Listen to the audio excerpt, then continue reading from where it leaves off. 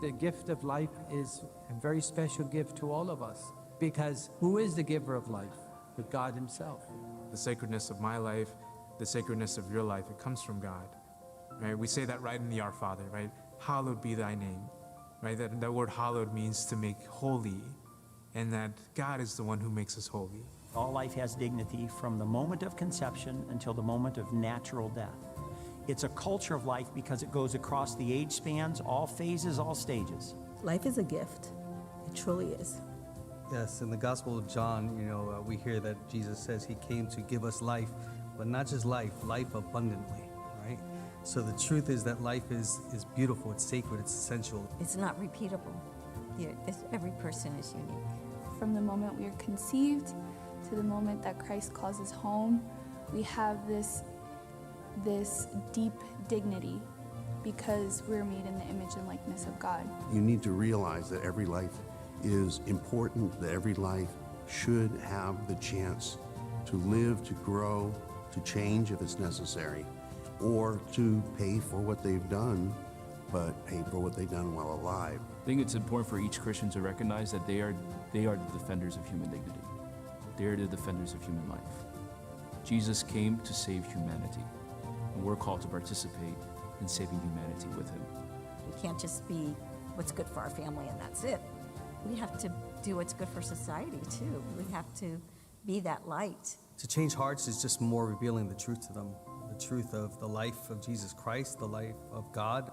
As we journey towards heaven, we are called to be transformed by the renewal of our minds, to understand more deeply, to enrich our faith, to learn more about our faith, to let our faith inspire everything that we do. It's about growing. It's about changing. It's about believing. Culture of life isn't just abortion. It's people living a dignified life, people having employment, elderly having what they need. The homeless, those who are chronically ill, those even as they age, right, and have been struggling with dementia and Alzheimer's, those who are in nursing homes and in hospice. We're called to be able to be with them and to remind them of who they are, remind them of their sacredness and the gift of their life, that they're not a burden and that they're still cherished. We live in a culture that despises suffering, a culture that wants us to find some solution to get rid of suffering. And the most important thing for us as Christians is that we don't run away from suffering, rather we enter into our suffering. We do not have straight answers of why we suffer, but what we do know is that the Lord is with us in our suffering. We do know that when we suffer, we can look to the cross and unite our suffering with the Lord's. And to anyone who has ever experienced an abortion, I want you to recognize that you are loved, that there's always an opportunity to receive mercy, healing, to always receive the mercy of God. There's no sin that is greater than God's love. The mercy of the Lord is at the very forefront of the gospel message. It's not about being condemned, but about being able to be redeemed by the blood of Jesus. And how many conversions began just by Jesus' look of love, of compassion and forgiveness. The Lord's healing is for everybody. Jesus makes it really simple. If you love me, you'll follow my commandments. What are his commandments? To love the Lord your God with all your heart, mind, soul, and strength, and love your neighbor as yourself.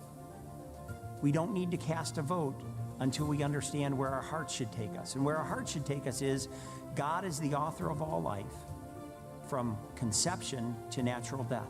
We need to preserve human life at every cost. Eliminating life is not a solution to any problem. Education is the key, I think, to making sure everybody's aware. It does begin in your own family. It really does, with your own children, with your inner circle, your friends. This is a work that everyone's called to. Even if I impact one person, that's a win for me. At times, you may not, what I'll call win, you have planted a seed and pray for conversion. For every single person in Central Florida to know that they're loved and that they're cherished by God. I believe that's really the mission of our culture of life. If you deeply love the Lord and his church, and you deeply care about spreading the message of his love to the world, this is something important to take part in. Be courageous.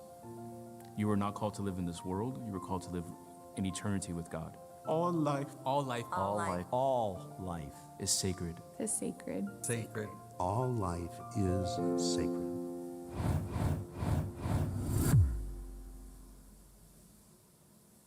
The gift of life is a very special gift to all of us, because who is the giver of life? But God himself. the sacredness of my life, the sacredness of The gift of life is a very